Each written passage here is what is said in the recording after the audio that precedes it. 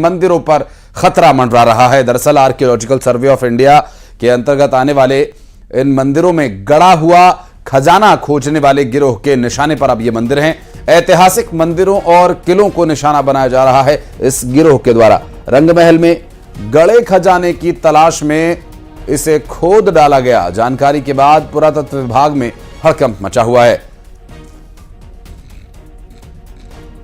Exclusive तस्वीरें आपको दिखा रहे हैं। अजयगढ़ थाने में अज्ञात लोगों पर मामला दर्ज कर लिया गया है और अब इस पूरे मामले की छानबीन शुरू कर दी गई है कि आखिर कौन लोग इसके पीछे हैं और किस गड़े धन की तलाश में ये ऐतिहासिक धरोहरों को नुकसान पहुंचाने का काम कर रहे हैं। इस पूरे मामले पर लगातार विस्तारपूर्वक जानकारी आप तक पहुंचाएंगे। फिलहाल आपको बता दें कि खजाने की खोज में रंगमहल में खुदाई कर डाली गई। एएसआई के जो अधिकारी हैं उनके उन्होंने एक आवेदन पुलिस थाना अजयगढ़ में दिया, जिसमें उन्होंने बताया कि अजयगढ़ थाना अंतर्गत जो अजयपाल का किला है उसी में एक गुप्तकालीन मंदिर है और मंदिर परिसर के पीछे जो खुला मैदान है, जो हालांकि ये पूरा कैंपस जो है वो एएसआई के अंडर में आता है और वहाँ पर कुछ लोगों द्वारा अवैध उत्खनन किया गया था। तो जब इस प्रकार का आवेदन पुलिस के पास आया तो शीघ्र ही स्पॉट को विजिट किया गया थाना प्रभारी के द्वारा और इसमें कायमी की गई है। मूलतः जो शासकीय संपत्ति है या एएसआई के अंडर में जो संपत्ति है उसको जो नुकसान पहुंचाने का प्रयास किया गया है उसको। हमारे सहयोगी जुड़ गए हमारे साथ। संजय, खजाना मिल गया क्या खोदने वालों को? जी आशीष, मैं आपको बता दूं ये अजयपाल का किला कहलाता है और यहाँ पर एक खजाना बहुत बरसों से लोगों का कहना है कि यहाँ पर खजाना दबा हुआ है। हालांकि एक यहाँ पे किसी लिपि में लिखा भी है तो लोग पढ़ने की कोशिश करते हैं कि खजाने का पता लिखा हुआ है। यही कारण है कि दफीनाबाद जो भी लोग हैं आसपास के आए दिन यहाँ पर धावा बोलते रहते हैं और ये पहला मामला है जो कि पुलिस में मामला दर्ज हुआ है। हालांकि दफीनाबाद चारों तरफ घूमते रहते हैं। आर्कियोलॉजिकल सर्वे ऑफ इंडिया के अंडर में यह पूरा का पूरा किला आता है और अजयपाल का किला कहलाता है। उसके अंडर में ये रंग महल है जहाँ पे ये खोदा गया है। दफीनाबाजों को ना तो खजाना मिला है और ना ही पुलिस को अभी तक खोदने वाले मिले हैं। अज्ञात लोगों के खिलाफ मामला जरूर दर्ज कर लिया गया है। जी हाँ संजय, एक हैरान करने वाली बात यह भी है कि एएसआई के अंतर्गत आने वाली इतनी महत्वपूर्ण इमारत में कोई सुरक्षा गार्ड, कोई सुरक्षा के उपकरण, कोई सीसीटीवी कुछ भी नहीं था। जी निश्चित रूप से आपने बहुत बड़ा प्रश्न उठाया है। वहां पर एएसआई के जो गार्ड हैं वो रहते हैं, 24 घंटे रहते हैं। उसके बावजूद भी इतनी बड़ी ये वारदात हो जाना एक अपने आप में प्रश्न चिन्ह उठता है। कहीं ना कहीं ऐसा तो नहीं कि खेत को कहते हैं बारी ही खा रही हो, ऐसी बात सामने निकल कर आ सकती है।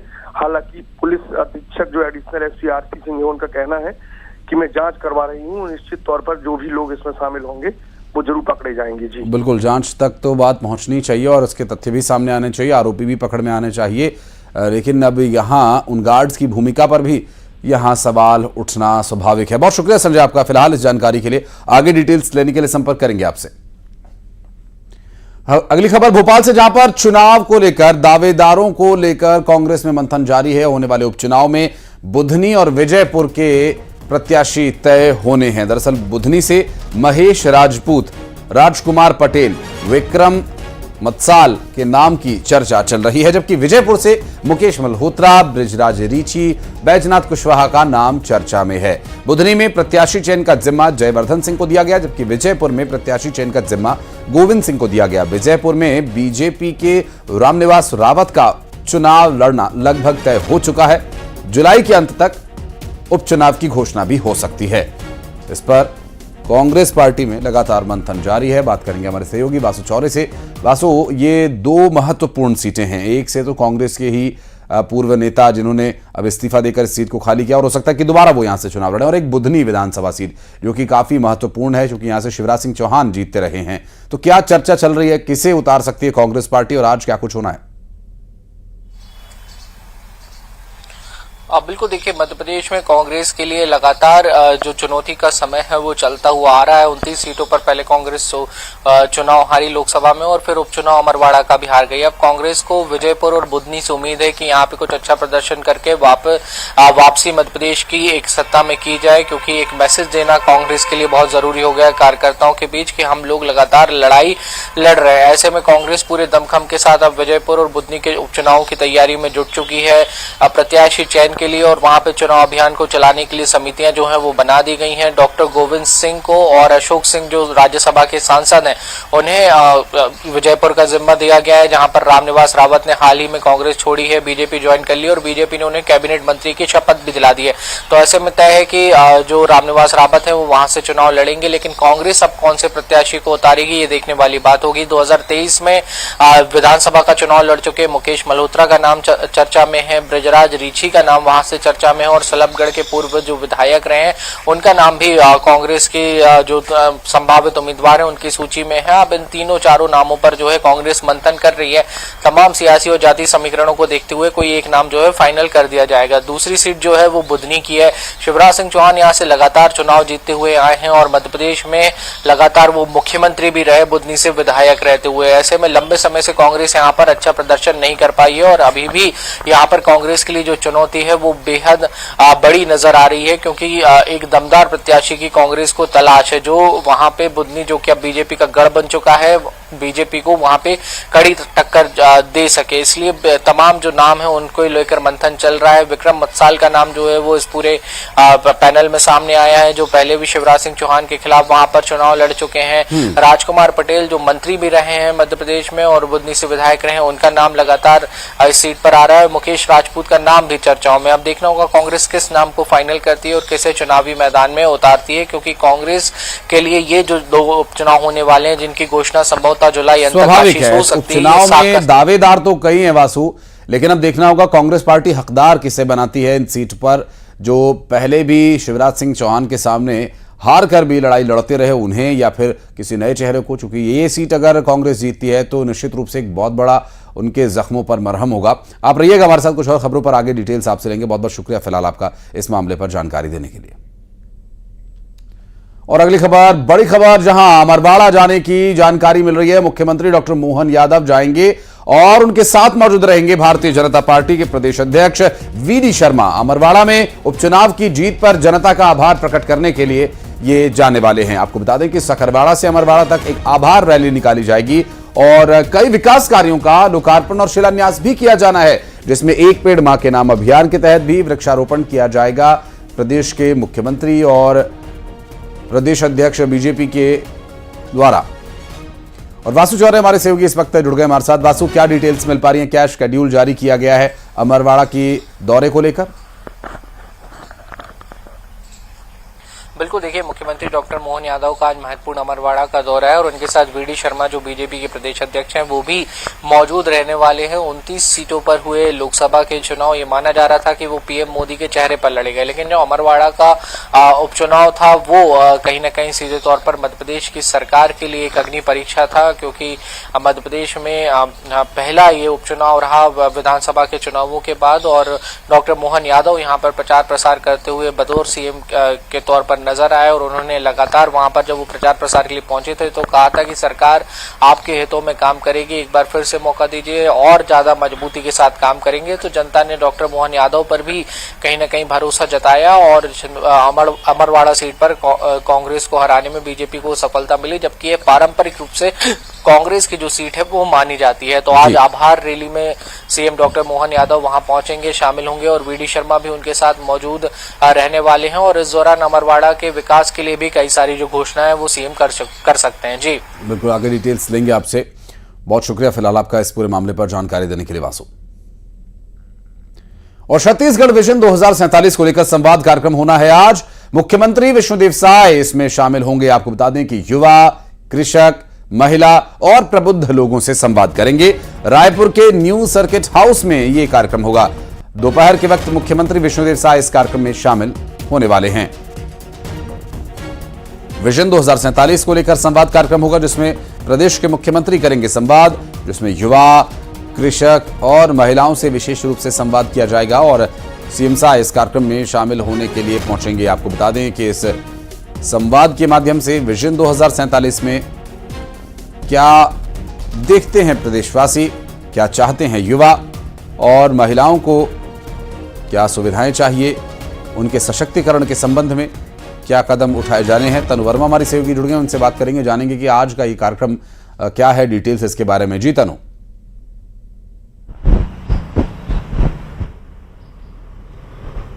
जी बिल्कुल, देखिए छत्तीसगढ़ नीति आयोग द्वारा छत्तीसगढ़ विजन डॉक्यूमेंट 2047 को लेकर एक संवाद कार्यक्रम का जो है वो आयोजन किया गया है और इस कार्यक्रम में युवा, किसान, महिला और प्रबुद्ध जन जो हैं उनसे जो है वो चर्चा की जाएगी। वो इस कार्यक्रम में भाग लेंगे और इस कार्यक्रम के माध्यम से वो विकसित भारत और विकसित छत्तीसगढ़ को लेकर अपने विचार विमर्श जो है, अपने विचार जो है यहाँ पर व्यक्त करेंगे। और करीब सुबह 9 बजे से इस कार्यक्रम की जो है वो शुरुआत हो जाएगी और जब 9 बजे कार्यक्रम की शुरुआत होगी तो विजन डॉक्यूमेंट को लेकर सबसे पहले प्रेजेंटेशन वहाँ पर होगा। इसके बाद वित्त मंत्री ओपी चौधरी जो है इस कार्यक्रम में शामिल होंगे और करीब 11 बजे जो किसान, युवा, महिला और प्रबुद्ध जन है वो जो है आपस में चर्चा करेंगे और इसके बाद इसके समापन सत्र में करीब 3 बजे सीएम शाह जो है वो शामिल होंगे और सीएम शाह भी अलग अलग ग्रुप से जो है चर्चा करेंगे और चर्चा करके विकसित भारत और विकसित छत्तीसगढ़ को लेकर वो अपनी परिकल्पना जो है वो यहाँ पर रखेंगे।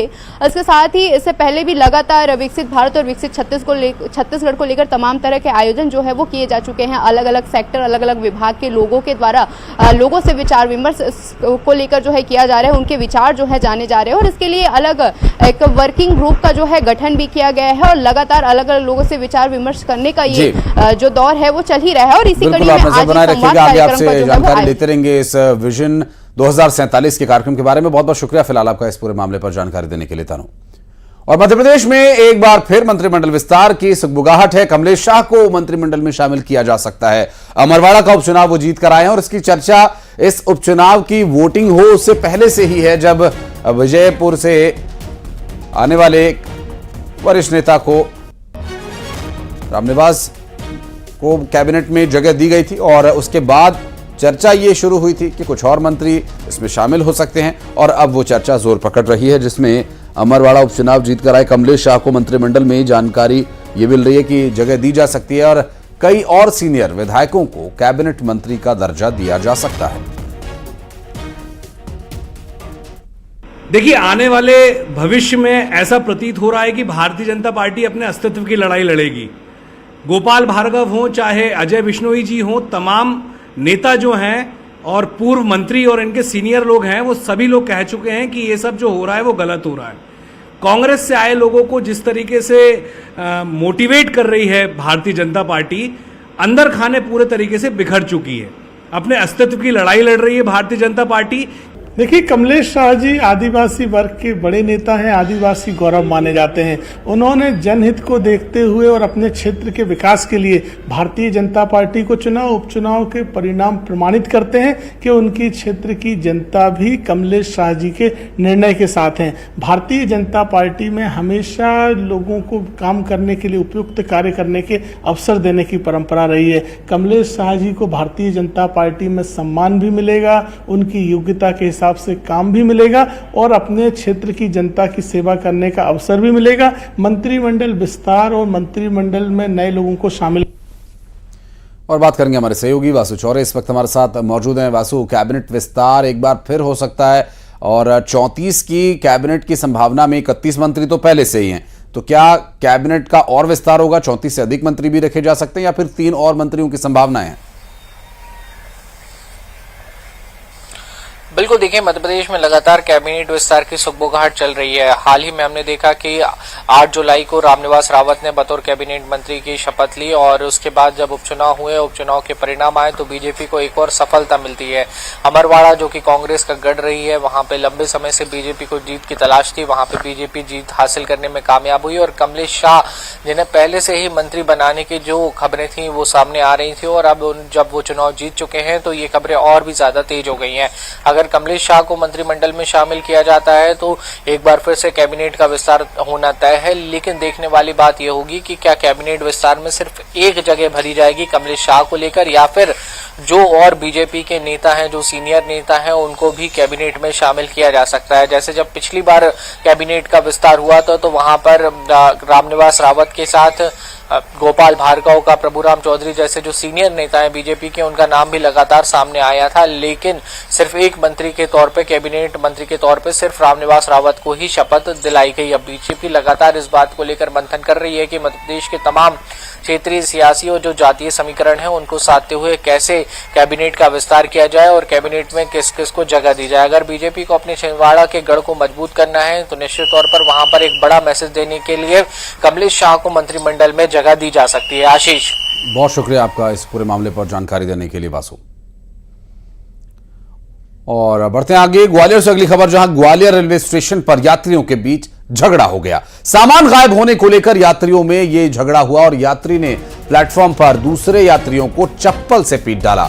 यात्रियों ने इस घटना का वीडियो बनाकर सोशल मीडिया पर अपलोड कर दिया और ग्वालियर के प्लेटफॉर्म नंबर 1 का यह पूरा मामला बताया जा रहा है और जहां यात्रियों के बीच मारपीट हुई है। ये देखिए तस्वीरें सामने आई हैं ग्वालियर से, ग्वालियर रेलवे स्टेशन से, जहां पर ये मारपीट हो रही है। वहां मौजूद आरपीएफ कर्मचारी के सामने ये सब कुछ हो रहा है और वो सिर्फ देख रहा है, समझने की कोशिश कर रहा है। ना तो बीच बचाव किया गया और ना ही वहां इस पूरे मामले में कोई एक्शन लिया गया। अब देखिए पीछे से एक यात्री जब पकड़कर दूसरे को लेकर जाता है, उस दौरान एक वर्दीधारी वहां नजर आया। संभव है आरपीएफ का ये कर्मचारी है और कायदे से रेलवे स्टेशन और उसके परिसर के अंदर इस तरह की हिंसक घटनाओं को रोकना इनकी जिम्मेदारी है। लेकिन वहां इस खींचतान और मारपीट को देखने के बाद भी वो कर्मचारी आगे बढ़ जाता है। भूमिका क्या रही, इस पर भी सवाल उठता है। और इस पूरे विवाद की तस्वीर सामने आई ग्वालियर रेलवे स्टेशन से। सामान गायब होने को लेकर ये पूरा झगड़ा शुरू हुआ बताया जा रहा है और इस पूरे मामले में जो तस्वीरें सामने आई हैं ये दरअसल सोशल मीडिया पर भी अपलोड कर दी गई है। और ग्वालियर में स्टंट का खेल जारी है। पड़ाव ओवर ब्रिज पर स्टंट करते युवा मिले हैं। कंधे पर शख्स को बैठाकर ये बाइक चलाते हुए एक राइडर दिखाई दिया और बाइक पर सवार 3 लोग स्टंट कर रहे हैं। कार सवारों ने वीडियो बनाकर पुलिस को भेज दिया और पुलिस स्टंटबाजों की तलाश में जुटी हुई है। और ये देखिए किस तरह से कंधे पर बैठकर स्कूटी चला रहा एक शख्स और किसी ने हेलमेट नहीं लगाया हुआ। अगर ये जरा भी संतुलन बिगड़ता है तो एक बड़ी दुर्घटना हो सकती है, इनकी जान भी जा सकती है। सुशील हमारे सहयोगी इस वक्त जुड़ गए हमारे साथ। सुशील, देखिए ऐसे लोग जो सड़कों पर स्टंट करते हैं, अपनी जान की परवाह तो इन्हें है नहीं, दूसरों की जान के लिए भी ऐसे लोग खतरा हैं। स्टंटबाजी के मामले लगातार बढ़ते जा रहे हैं। ये खुद तो अपनी जान जोखिम में डालते ही हैं, साथ ही ट्रैफिक नियमों का उल्लंघन करते हैं। इसके अलावा जो दूसरे राहगीर होते हैं उन लोगों की जान भी ये संकट में डालते हैं। सही वाकया एक ग्वालियर के न्यू पड़ाव ओवर ब्रिज पर सामने आया है, जहां एक ही बाइक पर 3 युवक जो है स्टंट करते नजर आ रहा है। इसमें बाइक चलाने वाला युवक अपने कंधे पर एक दूसरे युवक को बैठा रखा है, उसके अलावा पीछे और एक और बैठा है और तेज गति से ये लोग स्टंट करते हुए पड़ाव ओवरब्रिज जो नया है ओवरब्रिज है वहां पर स्टंट करते हुए नजर आए थे। और इनके स्टंट करने के दौरान ही वहां से गुजर रहे एक दंपत्ति ने अपनी कार से इनका वीडियो बनाया और इस वीडियो को बाकायदा पुलिस के पास भेजा है। निश्चित तौर पर कहीं ना कहीं स्टंटबाजी का ये जो मामला है, खुद युवक अपनी जान जोखिम में डाल रहा है, इसके साथ 2 अन्य लोग बैठे हैं वो जान जोखिम में डाल रहे हैं। इसके साथ ही जो राहगीर है उनकी भी जान संकट में आ सकती है इस तरह की घटना से। साफ तौर पर ट्रैफिक नियमों का उल्लंघन है। एक बाइक पर 3 लोग बैठे हैं, हेलमेट नहीं लगाया है और साथ ही इस तरह का देर रात स्टंट करते हुए जो युवक नजर आ रहे हैं। तो अब पुलिस जो है इस वीडियो की तस्दीक करने के आधार पर इनकी पहचान करेगी और इन लोगों के खिलाफ ट्रैफिक नियमों के तहत कार्रवाई करेगी। बिल्कुल, और चूंकि नंबर प्लेट भी इस स्कूटी पर नहीं है तो पहचान करने में थोड़ी मुश्किल हो सकती है। बहरहाल अब देखना होगा कि क्या चेहरों से पहचान होगी, चूंकि चेहरे 2 जनों के दिखाई दे रहे हैं। बहुत शुक्रिया आपका सुशील इस पूरे मामले पर जानकारी देने के लिए।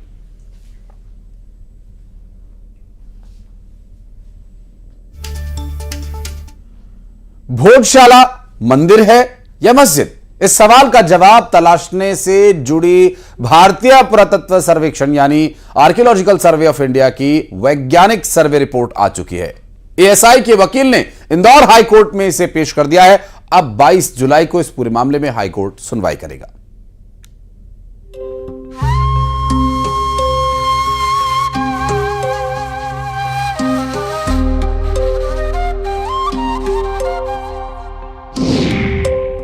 धार की भोजशाला अब खुलेगा ताला।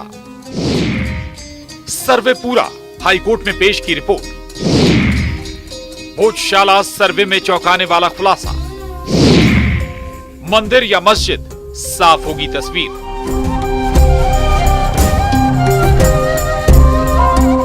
धार की भोजशाला को लेकर चल रहे विवाद के बीच एएसआई सर्वे पूरा हो गया है। सर्वे की रिपोर्ट इंदौर हाईकोर्ट में पेश कर दी गई है।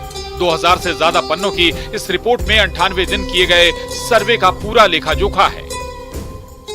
भारतीय पुरातत्व सर्वेक्षण विभाग ने अपनी रिपोर्ट पेश की है।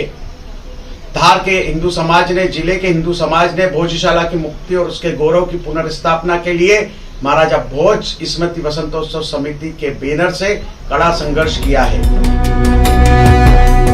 एएसआई सर्वे की रिपोर्ट के आधार पर अब भोजशाला मंदिर है या मस्जिद, अब इसकी तस्वीर साफ होगी। अब आपको बताते हैं भोजशाला के सर्वे में क्या क्या मिला है। सर्वे में क्या मिला? चांदी, तांबे, एल्यूमीनियम के सिक्के, 94 मूर्तियां और मूर्ति कला के टुकड़े। खंभों में 4 सशस्त्र देवताओं की मूर्तियां, भगवान गणेश और ब्रह्मा जी की मूर्ति मिली। भोजशाला के स्तंभों पर मानव और पशु आकृति। सर्वे में कई लंबी साहित्यिक रचनाएं मिली। भोजशाला को लेकर जो तथ्य सामने आए हैं, उनसे मंदिर होने के प्रमाण मिल रहे हैं। रिपोर्ट है काफी पॉजिटिव है और इस रिपोर्ट से समझ में आता है कि वहाँ पे एक प्री एग्जिस्टिंग हिंदू टेम्पल हुआ करता था, जिसको गलत ढंग से इलीगल तौर से एक मॉस्क का शेप देने की कोशिश की गई है। इसलिए मेरा ऐसा मानना है कि जो 98 डेज के सर्वे में हमने देखा था वो बहुत ही क्रूशियल था। वहाँ पे भारी मात्रा में हिंदू देवी देवताओं के चिन्ह मिले, हिंदू देवी देवताओं की मूर्तियां मिली हैं और ये साबित करती है पूरी रिपोर्ट और ये पूरा सर्वे कि वो चीख चीख के भोजशाला कोई एक मस्जिद परिसर नहीं था, वो एक हिंदू मंदिर का परिसर था, जिसको गलत ढंग से एक मॉस्क के रूप में उपयोग करने का काम किया जा रहा था। अब इंदौर हाईकोर्ट रिपोर्ट की स्टडी करेगा। उसके बाद 22 जुलाई को इस मामले में सुनवाई होगी। उधर सुप्रीम कोर्ट ने भी इस पूरे मामले पर रोक लगा रखी है।